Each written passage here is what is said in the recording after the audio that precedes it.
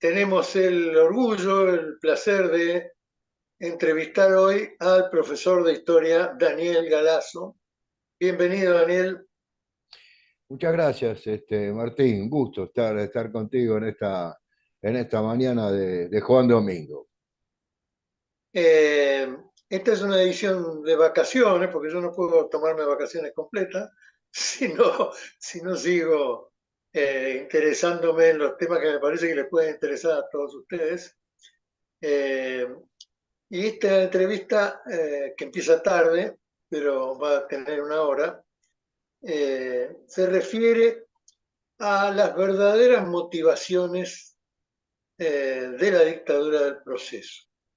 En particular, como aquello que se dice que un solo ejemplo sirve para entender todo, eh, en la manera en que una gran empresa nacional de gran desarrollo, con muchos méritos, como empresa nacional, como burguesía nacional, etcétera, hizo un desarrollo importantísimo para terminar siendo ahogada y robada, diría yo, por el Banco of America. Eh, Finalmente, los sectores económicos de Estados Unidos, que son competencia nuestra, claro. Porque no se olviden que todo lo que hace Argentina es lo que hace Estados Unidos. Todo lo que nosotros le vendemos al exterior es lo mismo que le vende al exterior a Estados Unidos. Se ha dicho muchas veces, pero yo sé que la gente no logra entender qué queremos decir con eso, y es que somos competidores con Estados Unidos. Vendemos lo mismo, producimos lo mismo, y entonces no somos complementarios, sino que somos como enemigos, digamos, comerciales de Estados Unidos, porque robamos parte de su mercado, o ellos parte del mercado nuestro. Así que bueno, el título es ACETRU durante la dictadura del proceso. Como buen profesor de historia, Daniel Galazo ha estudiado todo este tema y nos va a contar de qué se trata. Así que pegale nomás. Bueno, el tema nació de la siguiente manera. Me enteré de las jornadas que hace en Avellaneda, ¿Puedes un poner un poquito congreso. más alto tu volumen? Sí, le vamos a dar un poquito más de volumen. En eso estoy. Dale. Decía que, ¿está bien ahora? ¿Me escuchás mejor? Sí, sí, sí, está mejor. Decía que, bueno, en ese congreso de historia de Barracas al norte y Barracas al sur, que contiene la vieja denominación, de este lado del puente y del otro lado del riachuelo, y yo venía teniendo alguna inquietud por el tema, lo había escuchado en algún programa de Radio Rebelde, donde yo tengo mi programa, la asistencia de Martín Salimey, el hijo del fundador, uno de los fundadores de la empresa, y comencé a seguir el tema para ver en qué había terminado toda esta cuestión. Y así empieza esta ligada a ese Congreso de Historia para presentar una ponencia se tituló Una empresa de Avellaneda víctima de la dictadura, aludiendo a Sacetru. Así empecé esta investigación que fue breve en función del espacio que me daban para poder presentarla. Dicho esto, dije que lo mejor para una cuestión así era ir a la fuente. Y así pude reunirme con Martín Ir a la Salimey, fuente, claro. ir a la fuente directamente, más otras fuentes bibliográficas, pero me pareció la más importante justamente el testimonio de Martín Salimey respecto de esto. Claro, Como vos lo Sacetru, dices, la primera SA es de Salimey. exactamente, es un acrónimo que tiene los tres apellidos de los fundadores, Sacetru, SA por Salimey, Salimey, C, SE por Seitún y la última sílaba por Truco, que son los tres fundadores que se habían conocido en la Universidad de Buenos Aires, en la carrera de Ciencia Económica. Es una empresa que, se, que comenzó a desarrollarse a partir del año 49, es decir, en pleno de Perón. gobierno peronista. Se radica en Avellaneda casi cuando empieza un proceso lento, pero que se va a consolidar en los 60, en donde las industrias ya no van a estar centradas en la capital federal en su mayoría, sino que se van descentralizando hacia el conurbano. Hay, dentro del conurbano hay núcleos representativos de lo que fue la fase industrial, San Martín, 3 de febrero, Vicente López y Avellaneda.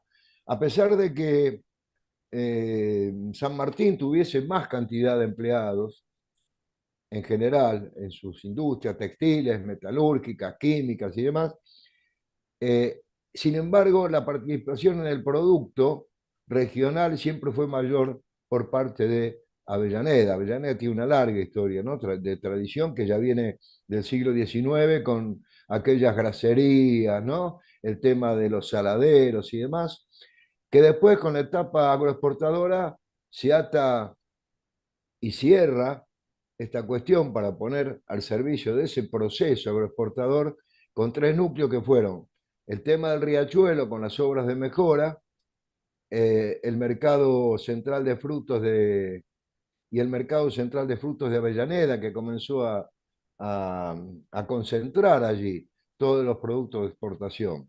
Ya en el siglo XX, ya la diversificación de la industria en Avellaneda ya es mayor. Como lo decíamos, contaba con industrias químicas, textiles, metalúrgicas, pequeños talleres, de alimentos, de fósforos. Recordemos la compañía sudamericana de fósforo, por ejemplo, que incluía sus luchas obreras también. Bueno, en ese ambiente creció Sacetru como una firma dedicada a la molienda de semillas A la en molienda, Avellaneda, perdón, a la molienda, de semillas, de ah, semillas, de oleaginosas y cereales, que después va a ir ampliando, como lo hicieron otras industrias, su cometido comercial, es decir, la última parte de Sacetru, todos la recuerdan por el mercado, digamos, la porción y su representatividad en el mercado de los alimentos. Recordemos la marca Siete Días, por ejemplo, ¿no?, que quedó grabada el aceite y muchas otras, otros productos que ya la empresa había empezado a producir. Sacetru exportaba el 30% del total de las oleaginosas, esto en una visión ya posterior, si lo miramos desde hoy, el 30% del total de las oleaginosas y el 20% de los cereales del país. No es un dato menor, porque allí aparece su competencia, que es el grupo Bunge y Born, con Molinos Río de la molino. Plata, con Molinos Río de la Plata. Eh, Introdujo tecnología de punta Sacetru en la industria molinera y aceitera, como algunos molinos, sí, Una como algunos, consulta para sí. tener en mente. Molinos tuvo mejor relación con la dictadura del proceso en esta disputa de importancia con Sacetru. Mirá, yo quería llegar más tarde a ese punto, No, pero ya que me lo... ya sé Pero, que viene después, pero como un título para tener en cuenta para sí, después. sí, totalmente, totalmente, porque va a mostrar claramente las dos vertientes que tuvo la dictadura. Por un lado, el disciplinamiento de la clase obrera, ¿sí? Y por el otro lado, el desapoderamiento de algunas otras empresas en su propio beneficio para seguir captando el mercado. Sí, por supuesto que sí. Entonces, te decía que introdujo eh, mejoras, tales como los molinos automáticos de origen suizo, molienda de girasol, etcétera. Para que Estamos hablando tengamos, de Sacetru de nuevo, ¿no? de Sacetru de nuevo, para que tengamos una idea, Sacetru empleaba a más de 10.000 trabajadores distribuidos en 10.000 distintas plantas, trabajadores. 10.000 trabajadores distribuidos en más de 10 establecimientos industriales a lo largo del país. Esto, fíjate la diversificación de Sacetru a través de su crecimiento, contando con fabricación de harina de trigo, una fábrica de fideos, cabañas avícolas, un frigorífico, un complejo pesquero que contaba con un establecimiento industrial, 6 buques de altura y factoría en Quequén, ahí pegadito en Necochea, una planta de envasado de conservas, bodegas y viñedos en Mendoza, amén de desarrollar la principal empresa naviera nacional de aquel tiempo, que fue Navimar Sociedad Anónima. Estamos hablando ya de un grupo empresario, ¿no? De un conglomerado de empresas que conformaban este grupo con una particularidad. Así como marcamos, digamos, el perfil, la cantidad de mano de obra empleada, 10.000 trabajadores, ya para el 77 era la cuarta empresa del país. Pero los Acetru, los Salimey, los Seitún, los Trucos, eran muy católicos practicantes. Esto no es un dato menor, porque me comentaba Salimey hijo, que en Avellaneda, vos fíjate, fueron varias veces, ya en la década del 60, que se reunían a cenar, ¿sabés con quién? Con el obispo de Avellaneda, que fue, no digo Nada más y famoso, nada menos que Podestá, que Jerónimo Podestá. grande, Exactamente, exactamente. Esa que le hizo visión de la, frente a Onganía.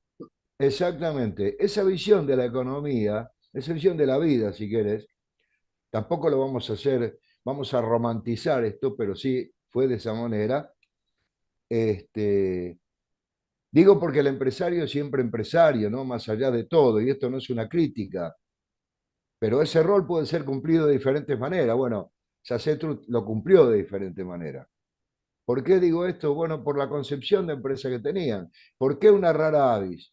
Y fijémonos, en un proceso criminal que viene a desterrar todas las conquistas obreras, no solamente con la ley, sino con la represión directamente, viene a hacer desaparecer, así llanamente, pues ese es el término, a delegados obreros, a representantes, a delegados obreros de fábrica, a sindicalistas de mayor o menor injerencia y a todo aquel activista que obrar en contra. Fíjate que esta empresa tenía directores obreros. Esta empresa Directores era obreros, o sea, miembro cogestionada, del directorio. sí señor, cogestionada, y tenía dentro de su dirección general 2 directores obreros que seguían el modelo que hoy industrial, de relaciones industriales, que aún hoy sigue vigente en Alemania. Entonces, eh, fue la pionera Sacetru en promover esta cogestión obrero-empresaria. Recordemos también que en el 73 SECO había tenido cogestión, vos lo recordarás. Claro, Bueno, con un gran compañero gremial al frente. sí, yo no recuerdo ahora el Ya no va a apellido. salir el nombre, ya no va a Juan salir. José Tacone. Claro, maravilloso. Bueno, Un entonces, gran dirigente peronista, un gran dirigente obrero, con esa visión, ¿no?, de asociarse con los trabajadores en defensa de un servicio del Estado a la población. sí, con un detalle que también lo voy a aportar, que no va en desmedro de nadie, pero también Tacone, junto con otros sindicalistas, fue uno de los cuales asistió a la asunción de Onganía. De Onganía. Digo, situemos esto con un manto de piedad, digo yo, si se me permite la expresión, en aquello que Perón en ese momento identificó como, vos te acordarás, de sencillar el caballo hasta que aclare. Ajá. Quiero enmarcarlo en esa expresión. Pero volviendo a Sacetru, la, la empresa, amén de tener la cogestión obrera y contar con 2 representantes obreros en su dirección general, había implementado un sistema de participación de los trabajadores en las utilidades de la empresa, otro rasgo de esta rara avis, y construyó aparte 1.500 viviendas para su personal. y contaba también con con una obra social propia para obreros y empleados. Es decir, esto molestaba desde ya a los grandes grupos económicos y a la idea social, económica y política de la dictadura genocida. Ahí tenemos un punto de inflexión o quizá una de las causales u otras que fueron quizá menos sociales, menos políticas y directamente fueron de orden económico, de orden delincuencial. O sea, vulgarmente ladrones cuando vos te quitas una empresa, porque la dictadura fue eso. La dictadura fue eso. Para ilustrar, para ilustrar con Estaría algunos bien. números, fíjate que la evolución de las ventas de Sacetru en millones de pesos de aquella época, entre el 71 y el 74, 236 millones vendió Sacetru en el 71 y en el 74 pasó a 1.089 millones. Si Opa, lo comparamos con su competidora, Molino Río de la Plata, para el mismo periodo, esta facturaba el doble, 588 millones en el 71 y 1.873 en el 74. Esto para dar una idea del volumen, ¿no?, de negocios que tenía, que tenía Sacetru. Ahora, esto no se y era agotaba, un gran competidor de Molino, ¿no? un gran competidor de Molino. Pero no solamente Sacetru le va a dar trabajo a 10.000 empleados, obreros, en Avellaneda y en otras plantas en Argentina, sino que estaba ligado a distintas capitales de Europa, haciendo, haciendo centro en Amberes. Allí tenía una gran representación también. Y Molino Río de la Plata también la tenía. O sea que este esquema de competitividad, que después, en función de la represión y de su participación, como ya vamos a ver en la dictadura por parte del grupo Bungeibor, también va a ser un motivo de el desapoderamiento, ¿no?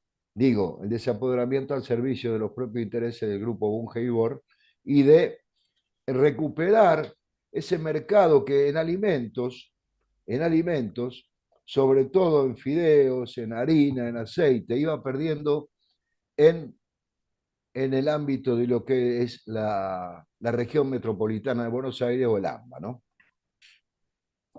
Ahora, la empresa comienza a tener algunos problemas a partir de la política económica. Vos fíjate que hay una ley vigente hasta el presente que es la que rige la reforma financiera de 1977, todavía vigente, con algunas modificaciones, pero en la cuestión nodal todavía, todavía vigente. Que Es fue un la de hito, Martínez de Oz. exactamente, Ah, exactamente, que fue un hito de las transformaciones en el régimen jurídico-económico para un sector que después fue clave, porque es decir, la desindustrialización en aras de la valorización financiera o el negocio financiero.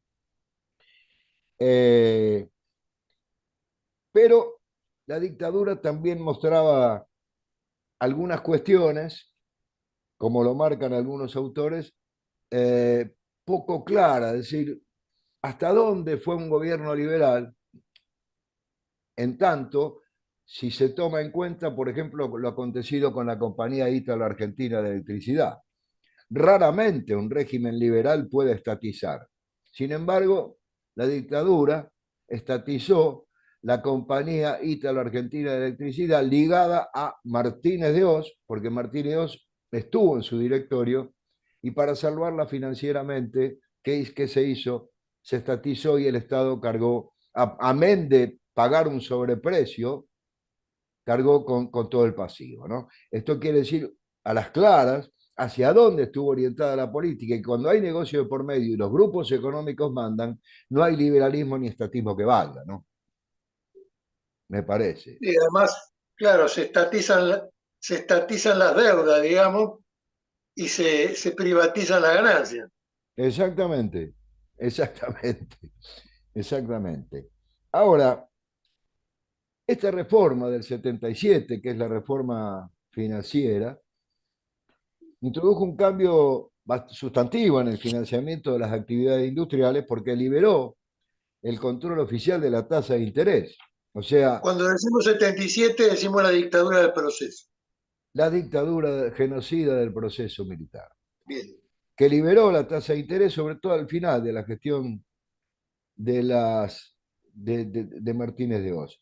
Pero fíjate que esa liberación de la tasa de interés no generó un mercado de capitales de largo plazo, como se podía esperar, digo, para la inversión, que redunde en inversión. Al contrario, generó un mercado de corto plazo basado en la esencia especulativa y una redistribución obviamente regresiva de la riqueza.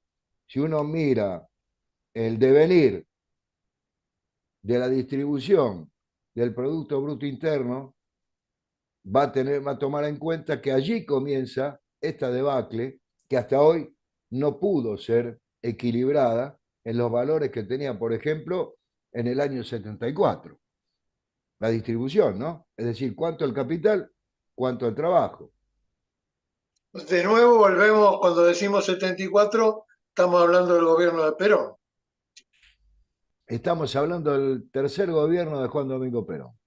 Sí, Claro. señor. O sea, otra vez hay una diferencia a favor de Perón de cómo se manejan los recursos para la población, para el Estado argentino, y luego cómo se cambia el destino de los fondos y de las posibilidades para el sector privado en detrimento en general de la población.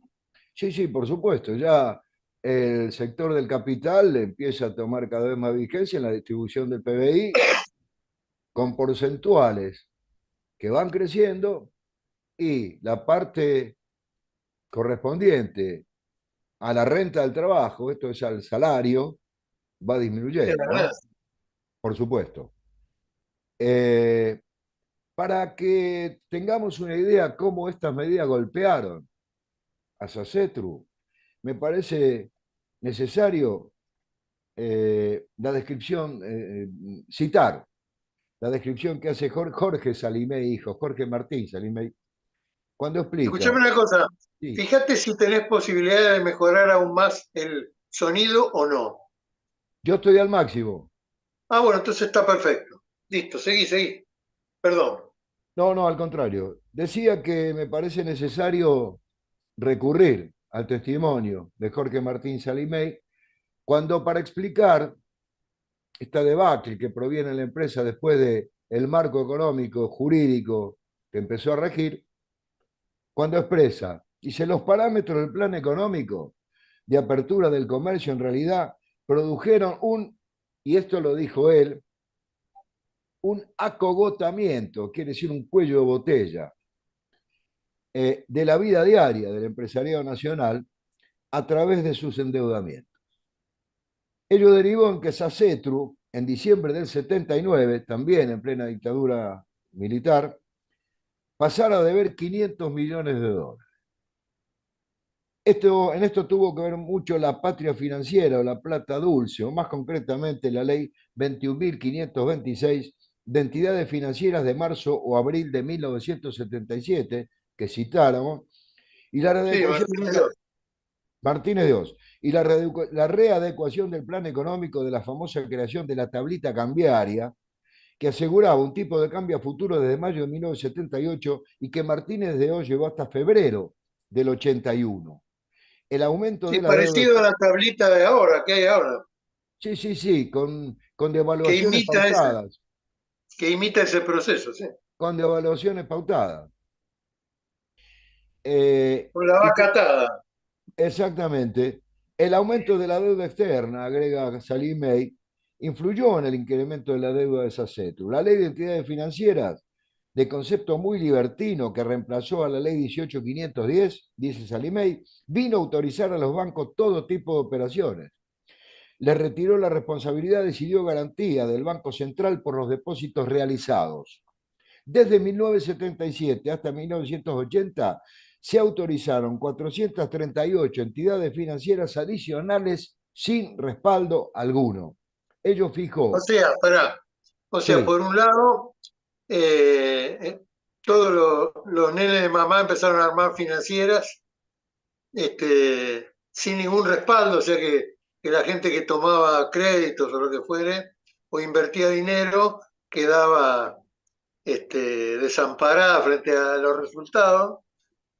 Y por otro lado, no hubo responsabilidad económica frente al movimiento bancario, sino que cualquier desfasaje, el que bancaba era el Banco Central, o sea, el Estado. obviamente, todas tenían el respaldo del Banco Central. Así es, O sea que le así es, pasaban al Estado cualquier pérdida que hubiera.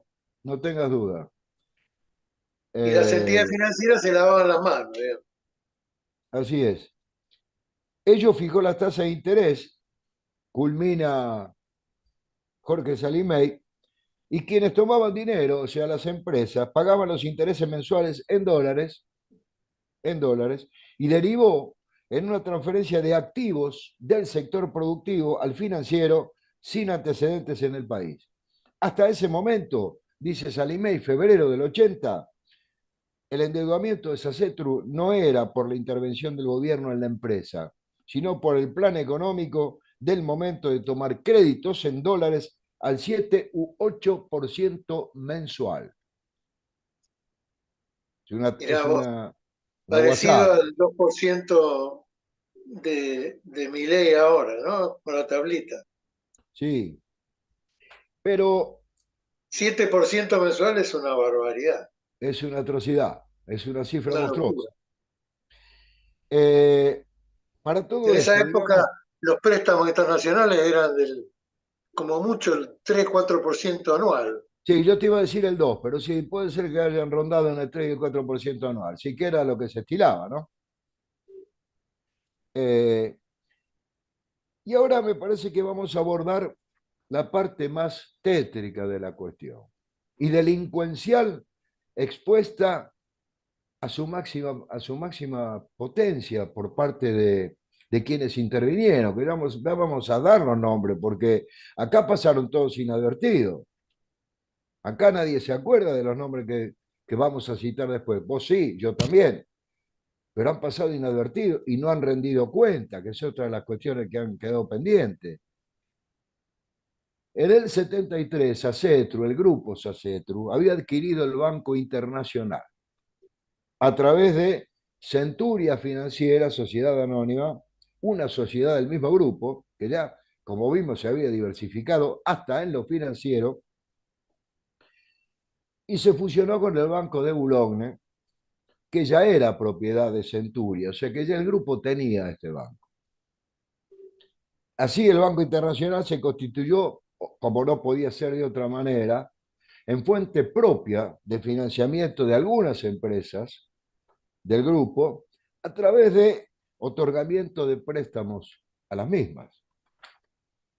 A fines del 79 y comienzos del 80, los fuertes requerimientos financieros y comerciales que había en La Plaza hicieron que se siguieran otorgando créditos al grupo Sacetru, proponiendo una serie de empresas, de ellos, que nunca habían operado con el banco, a los efectos de que se le concedan créditos, porque de esa forma, que es lo que le exigía el Banco Central, se cumplían con los requisitos que esa entidad madre este, requería para el funcionamiento del banco. Ahora, ante esta cuestión financiera negativa en ese momento para Sacetru, Banco Internacional de por medio, en marzo del 80 decide tener una reunión con altos funcionarios del Ministerio de Economía. Es decir, para ser más preciso, con funcionarios de la coordinación, la Secretaría de Coordinación Técnica del Ministerio de Economía, a fin de obtener de la banca oficial un crédito de 250 millones de dólares. Esto estamos Seguimos hablando con de la dictadura del proceso, seguimos con marzo, Martínez Verón. marzo del 80. Marzo del 80. En ese interín, esto fue a principios de marzo, que se reúne la gente de SACETRU con la gente del gobierno, con los agentes de la dictadura en el Ministerio de Economía, pero a fines de marzo se produce la liquidación del Banco de Intercambio Regional, el BIR, de Los Trozos, y empieza a generar algunas turbulencias en la plaza, con lo cual la dirigencia, el Ministerio de Economía empieza ya a dejar de lado la posibilidad de otorgarle a SACETRU esa ayuda que había solicitado la empresa por 250 millones de dólares. Ahora, idéntico final para la época, que el Banco de Intercambio Regional, me acuerdo el título de la revista Humor, que decía, si hace crack, en alusión a unas galletitas, a la propaganda de unas galletitas, decía en la tapa, si hace crack es BIR, Banco de Intercambio Regional. Idéntica suerte sufrieron los bancos Odones, del grupo Odones, otro grupo perjudicado y desapoderado por la dictadura militar, y el grupo Los Andes, y el Banco Los Andes. Creo que es del grupo Saguien, ya lo vamos a ver. Ahora, desde el directorio de la empresa se analiza qué vamos a hacer con esta cuestión. Porque ante esta turbulencia en la plaza, los acreedores de SACETRU, ante que el peligro que su fuente de funcionamiento, que era el Banco Internacional, pudiese quebrar o ser intervenido, ¿qué hace? Y te pide los créditos, te pide que cancele los créditos, te intima casi, te diría. Esto genera también un gran problema y la los accionistas de Centuria, esa empresa del grupo SACETRU, que tenía el Banco Internacional, el Visa, se reúnen, y acá viene la parte más tétrica, más denigrante, más delincuencial, en Asamblea General Extraordinaria, ¿y qué hacen? Disponen que se realice la entrega del 99,9% del capital accionario del Banco Internacional, se lo ceda al Banco Central de la República Argentina, con la esperanza, que era su capital social, con la esperanza o la presunta certeza de poder cobrar ese dinero de esa venta, como había ocurrido en el caso del Banco Torkins. Recordarás también el Banco Torkins. Ahora, el Banco ¿Qué había Central pasado con el Banco Torquín? había podido recuperar ese dinero de la venta. No lo tengo muy presente, pero creo que había podido recuperar ese dinero de la venta, que es lo que pretendían hacer los accionistas de SACETRU cuando le ceden al Banco Central el 99,9% de las acciones de su capital social. Pero esto no es así. El Banco Central dispone la venta de las acciones del 99,9% del Banco Internacional, propiedad del grupo SACETRU. ¿Pero qué hace? Algo tenía en vista, seguramente que era el Bank of America, que citamos, que a la postre resulta el comprador. Entonces, para que la empresa, que el banco, no fuese una presa apetecible por posibles compradores, ¿qué hace? Lo vacía contablemente. Es decir, empieza a jugar con activos y pasivos para vaciarlo contablemente y que no sea algo apetecible para la plaza, para algún oferente que decidiese con capacidad de compra poder adquirirlo. Bien, entonces, si Lo vaciamos ese... descapitaliza, digamos. Ahora vamos a ver cómo lo capitaliza. Lo descapitaliza, pero lo capitaliza a su vez. ¿Y cómo lo capitaliza? Bueno, emite el Banco Central, por resolución 68 del 22 de enero del 81, también plena dictadura, emite bonos nacionales con ajuste financiero en 1980. Es decir, emite bonos en el mercado. Que prácticamente, y ahí viene la capitalización, esos bonos pasan a formar parte de los activos del Banco Internacional. Lo vaciaron y ahora lo llenan, por decirlo de alguna manera, con estos bonos, como activo de la sociedad, pero con un detalle. Así como lo cede eh, se los adjudica al Banco Internacional para que sean parte de sus activos, el Banco Central, me parece que también la operación ya estaba pergeniada con el Bank of America, ¿qué hace? Se obliga a recomprar los títulos que había colocado en el Banco Internacional, a recomprarlos dentro de los 180 días del perfeccionamiento de la venta del Banco Internacional. Y esto es fácil de poder colegir cómo fue la cosa. El Banco of America adquirió el Banco Internacional Sociedad Anónima, propiedad del Grupo Sacetru, a través de una operatoria ruinosa, pergeniada y diseñada por el Banco Central, que explica Jorge Salimey en los siguientes términos. Dice Salimey: el comprador del Banco Internacional, que en definitiva fue el Bank of America, le pagó al Banco Central, vamos a hacer cifra redonda, la suma de pesos ley, 339 mil millones de pesos ley por la operación. Luego fue hasta el Tesoro del Banco Internacional, extrajo los bonos que había puesto allí como activo el Banco Central, bonos nacionales con ajuste financiero 1980. Con esos bonos se dirigió nuevamente al Banco Central para venderlo, por supuesto, porque estaba el compromiso de a los 180 días recomprarlos el Banco Central. Y por ventanilla procedió a revender los mismos, que de acuerdo a la actualización del momento deberían haber tenido un valor aproximado al mismo que citamos antes, es decir, 339 mil millones de pesos. De ser cierto esto, dice Sallie Mae, el Bank of America le dio al Banco Central un cheque por ese importe por la compra del Visa y luego cobró del Banco Central una cifra similar por la venta de esos bonos nacionales de con los ajuste bonos. financiero 1980. Esto significó, concluye Sallie Mae, que el Bank of America compró el Visa gratis. Claro, por un lado puso, digamos, el cheque y por otro lado vendió los bonos que tenía el mismo fondo y recuperó la guita. Se Claro, porque el quedó Banco Central sin se había, deuda, digamos, con el el Banco, banco y sin deuda.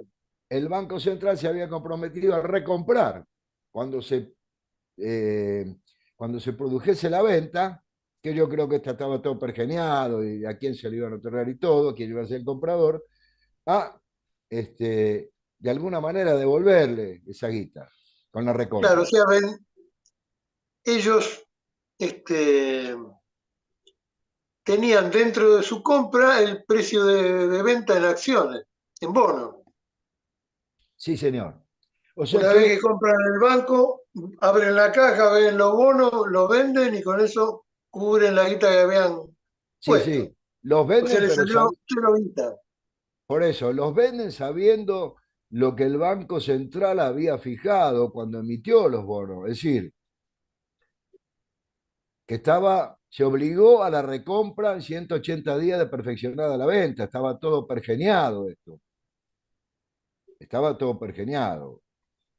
Ahora, como vemos, dice Salimey, existen dos irregularidades que resultan extremadamente significativas y que sirven para demostrar la connivencia del Banco Central en el plan desplegado por el Estado para destruir al grupo económico SACETRU. Por un lado, la creación de un patrimonio desafectado, quitando los créditos que tenía el Banco Internacional, que tenía con SACETRU, y por otro, la creación de los bonos para compensar un supuesto vacío contable generado por ellos mismos y que luego fueron comprados por el Bank of America por una cifra similar al precio de venta. Bueno, la venta se concretó en marzo del 81, mientras que la quiebra de la empresa Sacetru se había decretado un mes antes.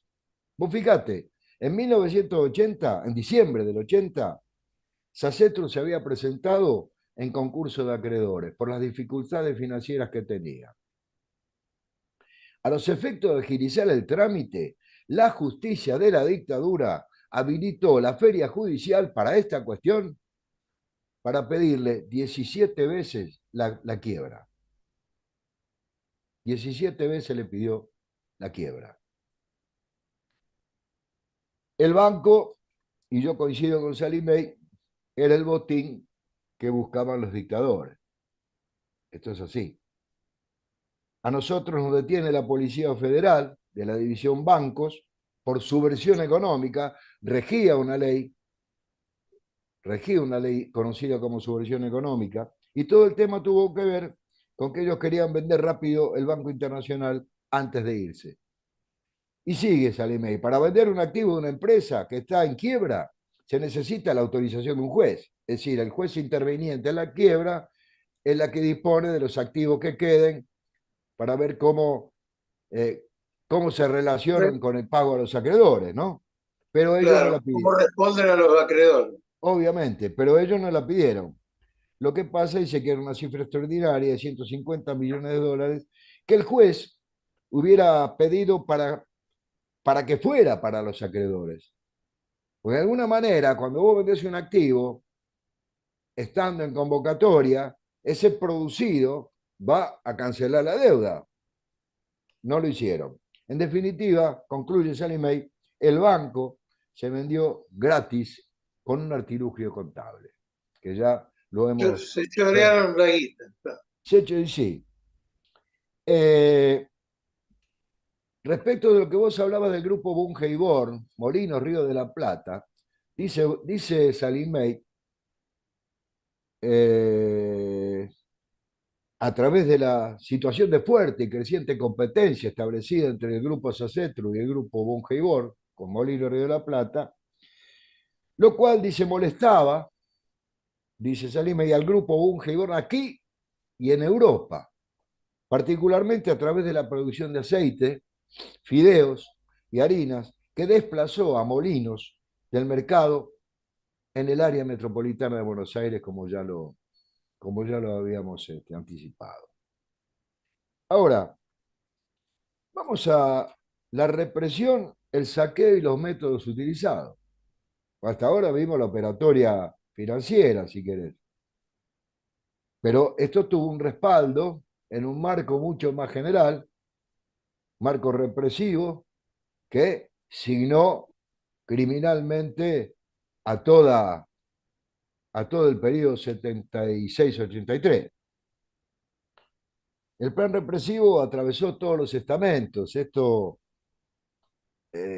concepto que tenían, porque para estos criminales, hablo de la mano represora ahora, esto fue una guerra santa.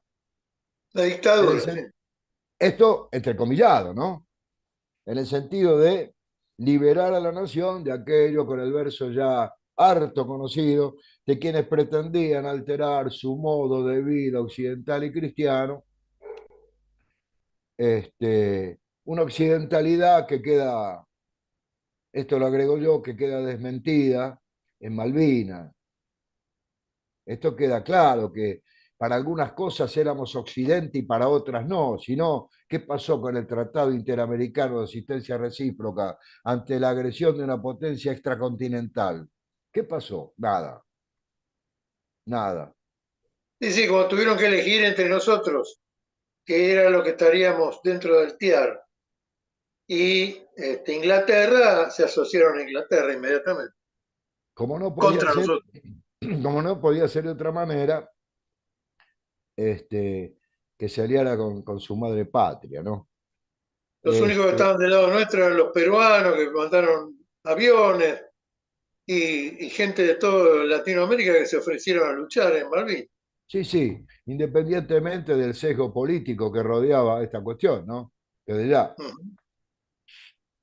Ahora, eh, en lo que hace a la ética cristiana, tan esgrimida por la Iglesia Católica misma en esa época, bueno, basada en el carácter moral de Dios, bueno, cuesta encontrarla en estos años, ¿no? Es decir, a la hora de repasar la metodología utilizada en el plan represivo, bendecido por la Iglesia Católica de entonces, ya que compartía ese esquema ideológico político, creo que huelga cualquier comentario.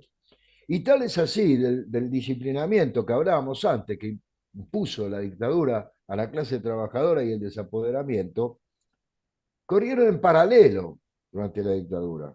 En el caso Sacetru, Jorge Salimé Hijo se refiere a la llamada a que el coronel Roberto Roaldés, quien fuera jefe de operación del primer cuerpo de ejército a cargo del criminal Suárez Mason, efectuara a uno de los directivos de la firma, exigiéndole las fichas de los delegados obreros de fábrica, como sucedió en otro montón de empresas. Esto está aprobado por la Secretaría de Derechos Humanos de la Nación cuando estaba eh, Eduardo Luis Dualde trabajando en todo eso, que editó 2 volúmenes respecto de la responsabilidad empresarial en la represión. De hecho, hay algunos juicios como Mercedes-Benz o Ford, donde está clara la connivencia de las empresas con la dictadura, ¿no? Sí, señor. Pero la empresa, por ese carácter que tenía de ser una rara avis de la congestión obrera, de no tener conflictos, digo, entre patronal y la parte obrera, le contestó, se negó a brindar la información de sus empleados o delegados si los hubiera, porque dice, mis obreros no son de naturaleza conflictiva. A lo cual Robaldes replicó al directivo diciéndole que si encontraba algún subversivo entre los trabajadores, irían a buscarlo a él a su casa, es decir, irían a buscar al directivo que estaba hablando en ese momento con él, lo irían a buscar a su casa. La operatoria jurídica financiera tuvo un organismo de aplicación y un brazo ejecutor, como cualquier operación. La, el organismo de aplicación fue la llamada CONAREPA, la Comisión Nacional de Responsabilidad Patrimonial, que te exigía que probaras tu patrimonio buscando pelos al huevo, para decirlo en criollo, y tratando de muchas veces, o llevando a cabo, mediante falsas denuncias, ley de subversión económica, coadyuvando también, para después desapoderarte. Es decir, tenía que, todo sospechoso de subversión económica o de haber mala vida, de haber tenido de haber contado con forma indebida con los bienes que contabas. Vos tenías que probarlo a través de la actuación de la CONAREPA, la Comisión Nacional de Responsabilidad Patrimonial, y tuvo un brazo ejecutor. La CONAREPA le dio el sostén jurídico, si querés, o en el papel, pero el brazo ejecutor fue la división bancos de la Policía Federal Argentina, que comandaba el comisario Ianivelli. ¿Cuál era el esquema? ¿Cómo es El el nombre esquema. del comisario? Ianivelli. Ianivelli. ¿Cuál era el esquema? El esquema elegido era, se producía o se basaba en, para decirlo mejor, una denuncia anónima que cualquiera podía hacer ante el Banco Central de la República Argentina, que estaba supuestamente afectando intereses de la nación a través de ilegalidad financiera, nunca probada. Intervención a través del despliegue de la división bancos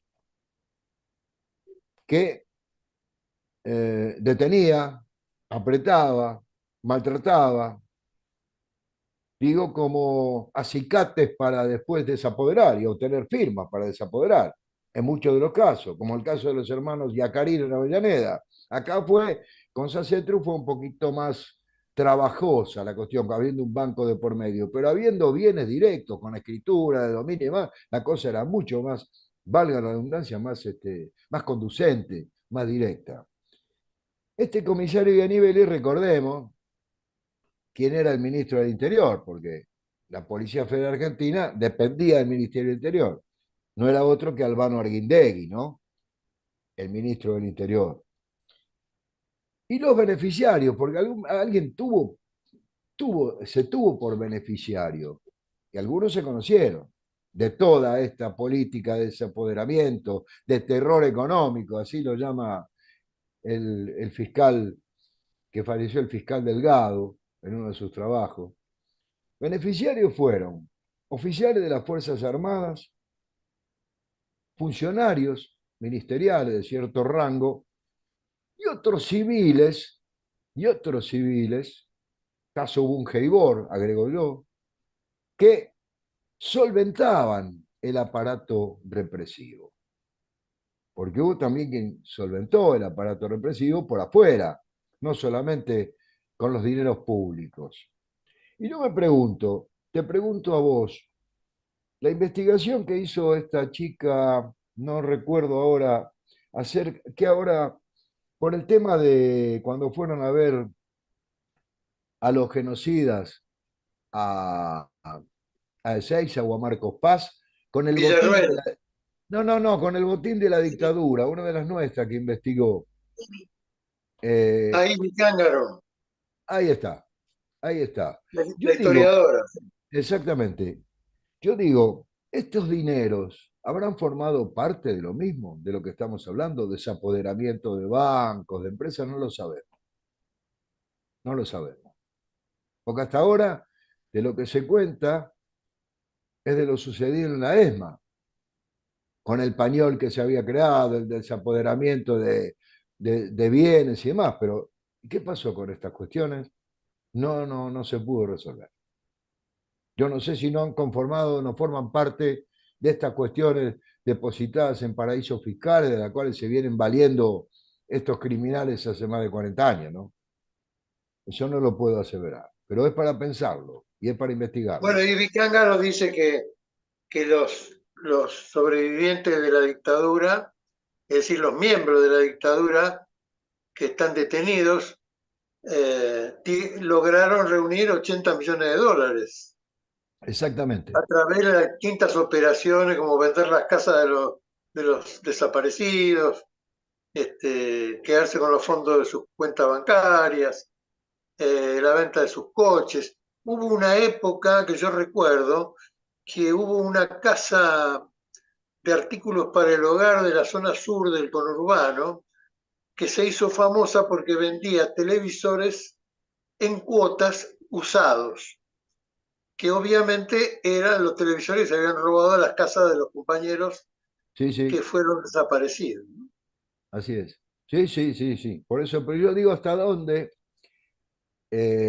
por ahí estamos hablando por los montos, digo, que se movieron en esto que estamos tratando de explicar. Eh, a lo mejor también la diferencia se reflejó en los estamentos a quienes iba dirigida ese dinero, ¿no? ¿Se entiende lo que digo? Digo, Sí, a lo mejor esto, la represión, los agentes de la represión, el grupo de tarea 332 de la ESMA, tenía un rango determinado y los funcionarios del Ministerio de Economía involucrados en todo esto de lo cual estamos hablando tenían, en virtud de otro rango, demandantes en definitiva, porque fueron los mandantes de estos criminales que encararon la represión. En que definitiva fueron los ejecutaban. Sí, mandantes. también hubo connivencia de religiosos que aliviaban la conciencia de los asesinos, represores, que le decían, según uno de los testimonios que leí, que el cura le decía, bueno, ten en cuenta que hay que separar la paja del trigo, hay que separar la hierba mala de la hierba buena y en eso quédate tranquilo porque tu misión es en defensa de la sociedad y en defensa del pueblo de Dios. Eh, se necesitan muchos partícipes para semejante y horrendo plan ejecutado, ¿no? No tengas duda, no tengas duda. Sí, sí, recuerdo muy bien la cita que vos ahora estás trayendo respecto de algunos capellanes, ¿no? Y otros que no eran capellanes, digamos, que no tenían ligación directa con la Fuerza Armada, pero que estuvieron al servicio de aliviar conciencias a la hora de este, de juzgar lo que había pasado en el sentido, en ese momento, ¿no? De tirar detenidos de aviones al mar, de fusilarlo, de torturar, en fin, todo lo que ya desgraciadamente sabemos. A partir de... Nombraste el caso de los hermanos Yacarino. Me Sí, parece muy señor. interesante que lo cuentes, por lo menos por arriba, pero para que se vea lo tremendo del accionar. Bueno, el caso de los hermanos Iacarino es importantísimo porque viene a desmentir la teoría de los dos demonios.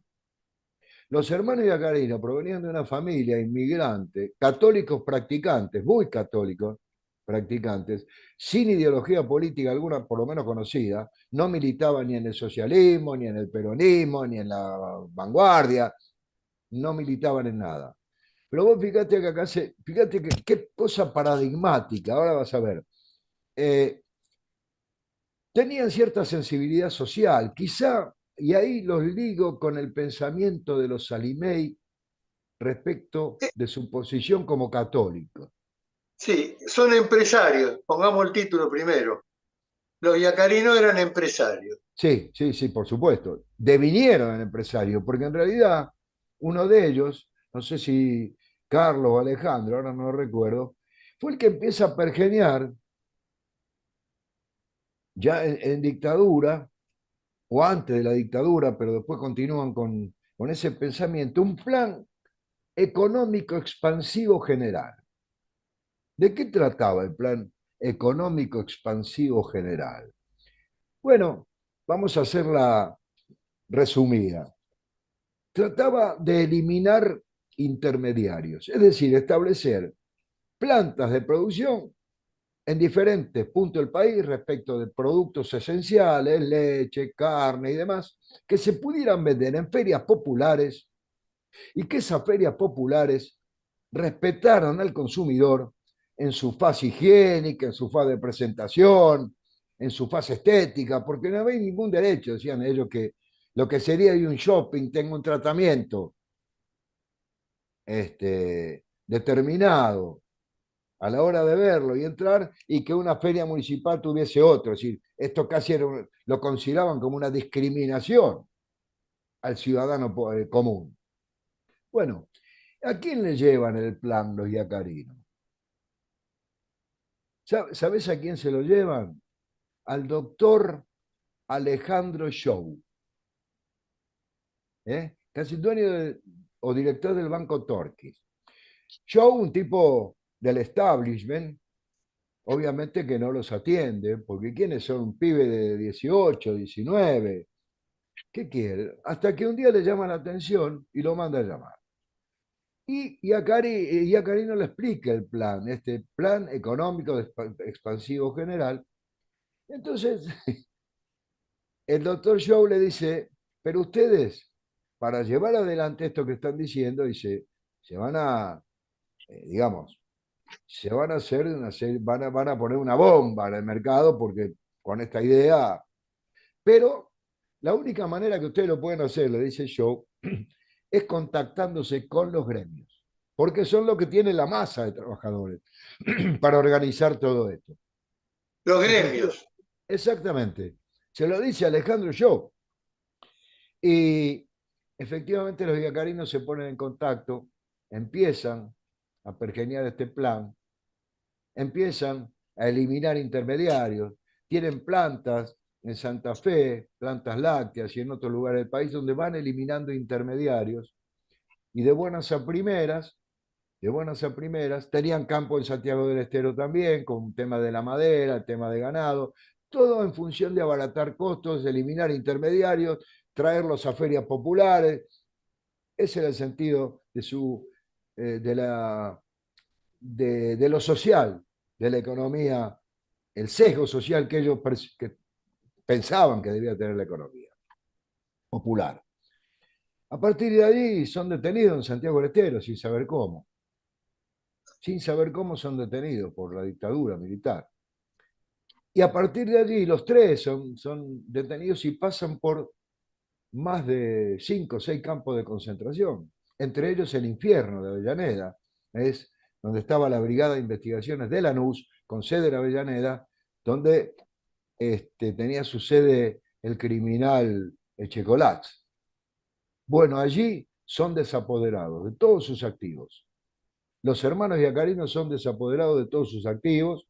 Esto hizo un estrago en la familia, a nivel salud, a nivel psíquico, y así terminaron después acercándose a los organismos de derechos humanos, aún reivindicándose como liberales, pero obviamente como víctimas de este desapoderamiento vía la represión, la tortura, como se los obligó en el infierno, que hoy es un sitio de memoria en Avellaneda, para, para desapoderarlos. Esa es la historia muy sucinta de los hermanos Yacarino.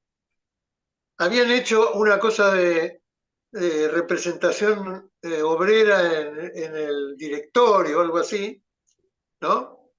Sí, Eh, Parecido a lo que había hecho Sacetru, digamos que había incorporado dirigentes obreros a la comisión directiva o al directorio, ¿no? sí, por eso te digo que la concepción cristiana es muy similar respecto a ese cristianismo que ellos practicaban. Digo porque tanto para Salimey o los integrantes de los fundadores de Sacetru como para los hermanos Yacarino, ¿por qué lo digo? Porque el factor religioso tuvo incidencia, no porque se me ocurra a mí decirlo.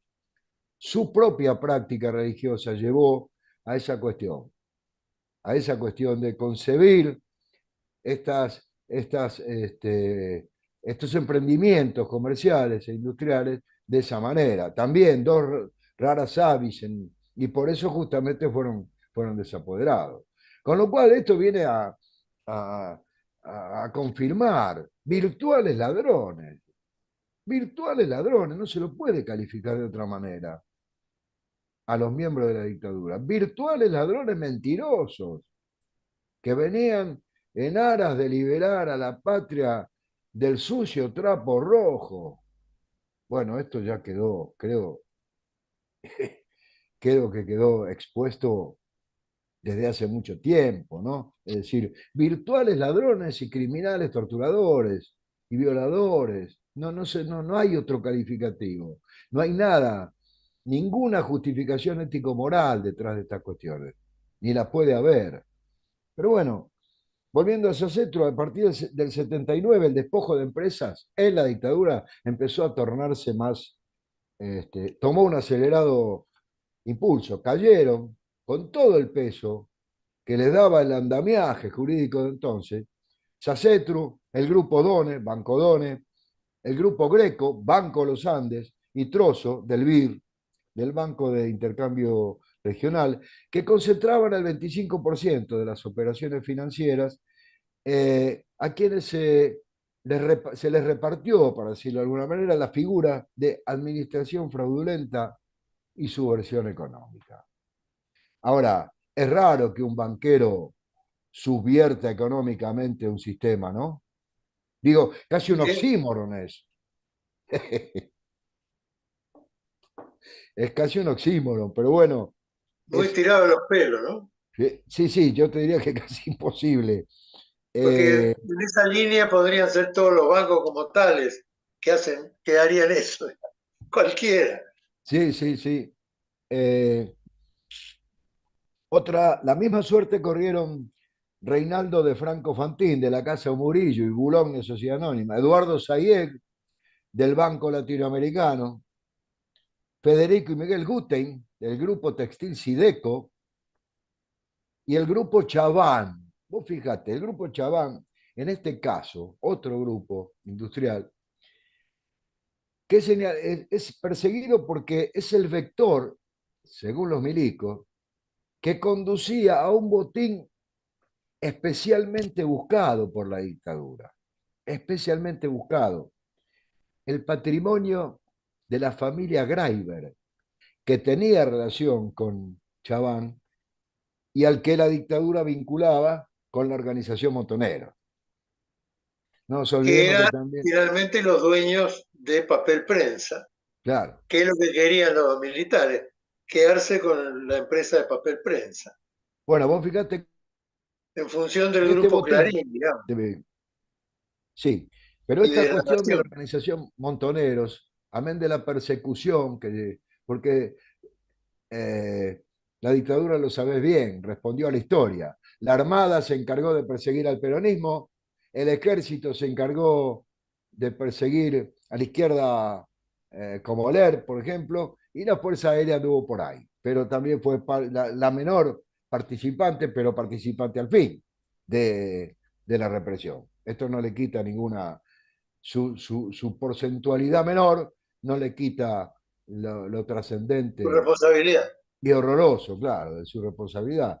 Pero en la ESMA ya se buscaba esto con los militantes secuestrados por el tema de lo depositado supuestamente en Cuba.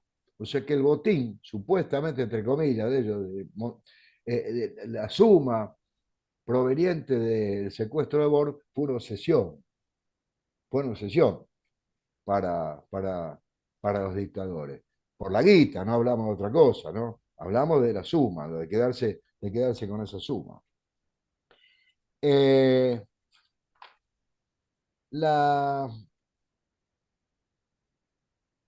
la causa 12.071 del 2007, radicada en el Juzgado Federal 4, Secretaría 8, investigó la complicidad civil con el golpe de Estado. La pesquisa fracasó, pero fíjate qué interesante que existe evidencia acerca del denominado Grupo Perrier, llamado así por la identificación con el personaje millonario Jaime Perrier, amigo de Martínez de Oz, y también del Grupo Ascuénaga, por la calle donde estaba el Petit Hotel, en el que se reunían desde el año 73. La conspiración ya estaba en marcha. A medida que el gobierno peronista, tras la muerte de Perón, digamos que entra en crisis y se debilita, la actividad de este grupo se acelera. Perrío conforma una mesa chica que se reúne en Recoleta, donde sale la pata civil del videlismo, con eje en Martínez de Oz y la participación de alguien que después fue ministro, Mario Cadenas Madariaga, fue ministro de Agricultura, Horacio García Belsunce, padre, Guillermo Zubarán, Enrique Loncan y Armando Brown. El proceso judicial también brinda información útil acerca de la naturaleza de los personajes que funcionaron como grupo de expertos, hoy sería llamado un think tank de la época, y que ocuparon cargos. Y vamos a los nombres, porque estos son quienes intervinieron en toda la operatoria y en las demás operatorias con diferentes cargos en el Banco Central, en la CONAREPA, en la Comisión Nacional de Valores. Se trata de, para nosotros, tristemente conocidos, Guillermo Walter Klein, Adolfo Diz, Alejandro Estrada, Manuel Solanet, Roberto Durrié, Alberto Rodríguez Varela, el más tétrico de todos, Jaime Smart, Raúl Salaverry, Egidio Yanela y Alejandro Reinal, que era el vicepresidente del Banco Central de la República Argentina en la etapa de desapoderamiento de esa centro. Deshacer. El caso de Jaime Lamont Smart es el más tétrico. Para mí, para mí es el más tétrico. Jaime Lamont Smart, eh, ya estamos con el dato, fue uno de los civiles más influyentes dentro de la dictadura, en el que puede sintetizarse las dos facetas del terror, cuyo caso más emblemático resulta el de la familia Iacarino. En 2012 este personaje comenzó a cosechar condenas a prisión perpetua por secuestros, homicidios y desapariciones ocurridos en la provincia de Buenos Aires. Ninguna de esas sentencias estuvo firme. En los años más siniestros, Smart fue el ministro de Gobierno de la provincia de Buenos Aires. Y como tal tenía bajo responsabilidad el área de seguridad, cargo que se mantuvo hasta septiembre del 79, es decir, los campos de esplendor de los campos de concentración bajo la órbita de Ramón Camps, para entonces jefe de la policía bonaerense. Smart fue condenado a perpetuo por primera vez en 2012 en el juicio que se conoce como circuito Camps. Después siguieron las condenas por el Centro de Detención La Cacha, por la Brigada de San Justo y por 2 operativos en marzo del 77, en los que 6 personas fueron asesinadas y 3 menores robados de su familia y llevados a un hogar en el que fueron sometidos a todo tipo de abusos. Ninguna de sus condenas fue confirmada por la Corte Suprema.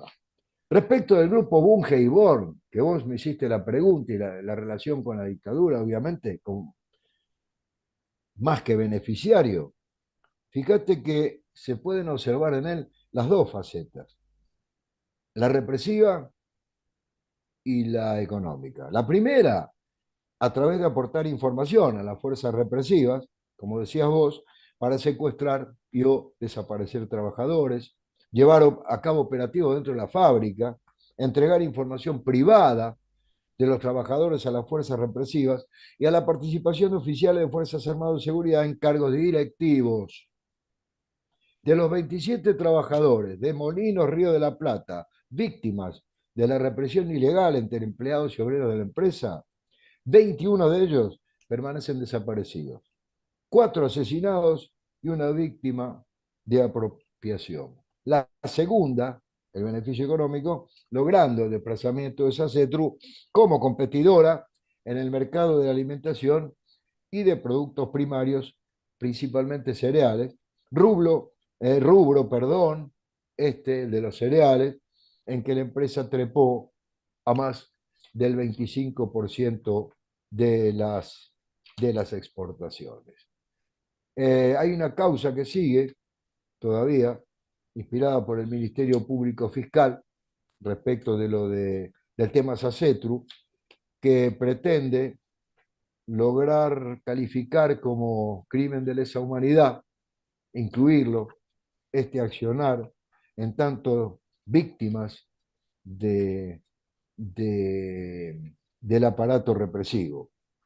Dice el Ministerio Fiscal que corresponde poner ahora, lo dice en su momento, del otro momento de la causa, corresponde poner ahora el foco de la investigación sobre 3 hechos concretos que representan lo esencial del delito cometido.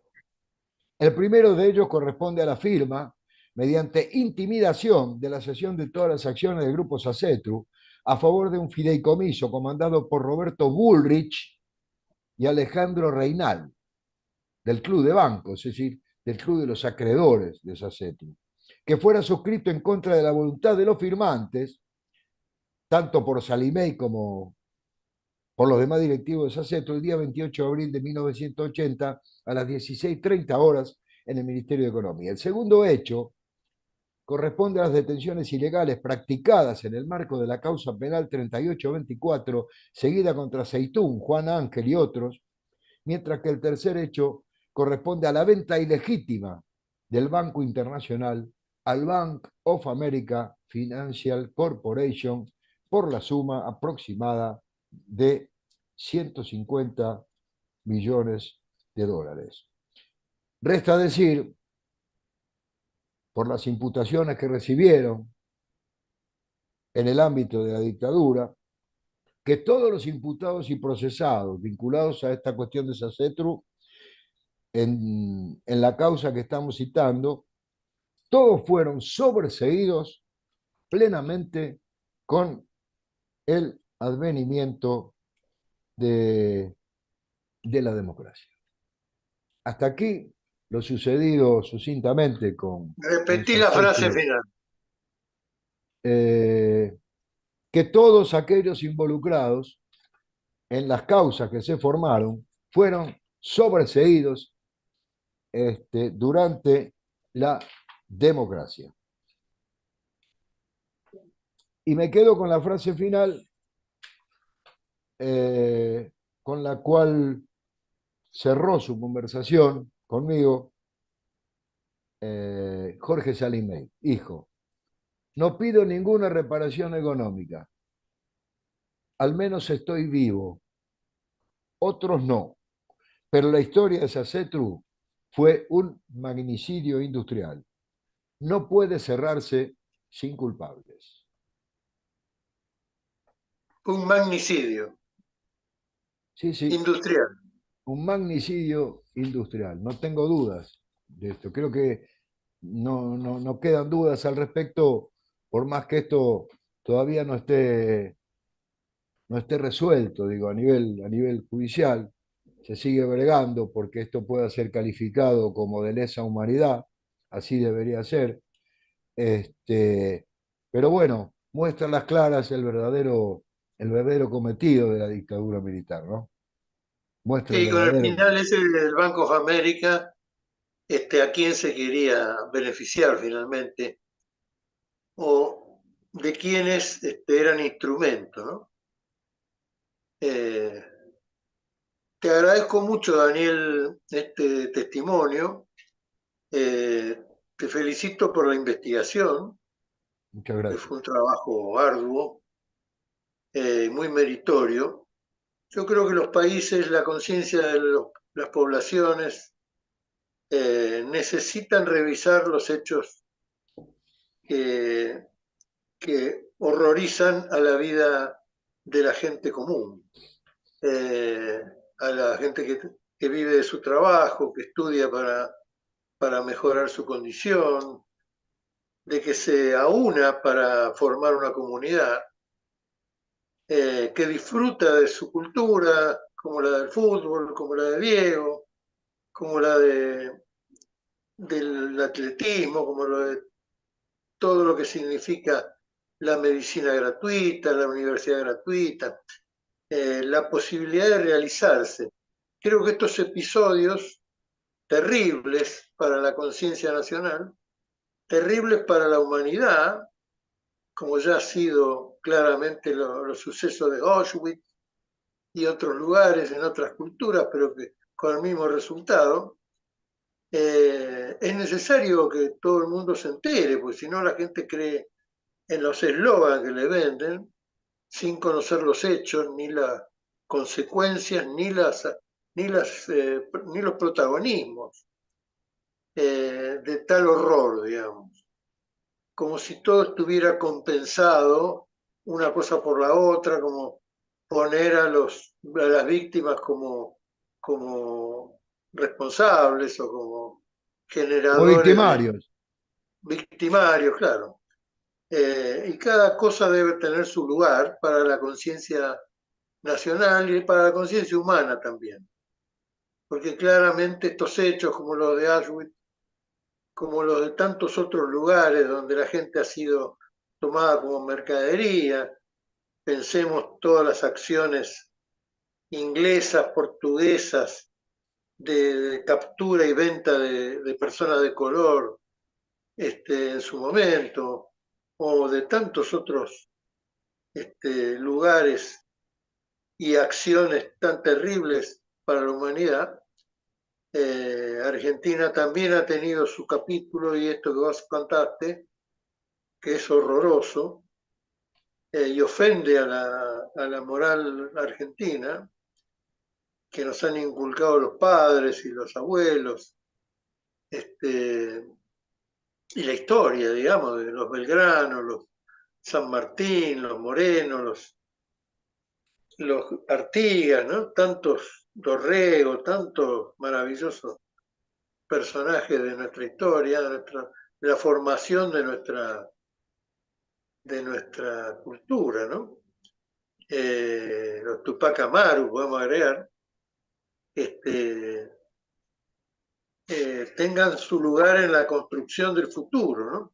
Yo creo que por ahora hay que agradecer a Samba y su creador, Sebastián Miñona y todo el grupo que lo acompañó, y Así es. Megli y todos los demás historiadores, que hay una generación en Argentina que todavía no ha llegado al protagonismo por la edad, pero que han logrado con Samba saber quiénes eran los buenos y quiénes eran los malos de esta historia.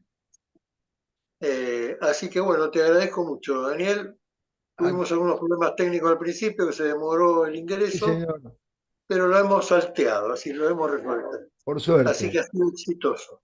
Muchas Bueno, gracias, un cariño a tu familia y un fuerte abrazo para vos. muchas gracias. Lo mismo para vos. Fuerte abrazo. Gracias por un placer compartir esta hora contigo. Abrazo grande. Muchas gracias. Gracias.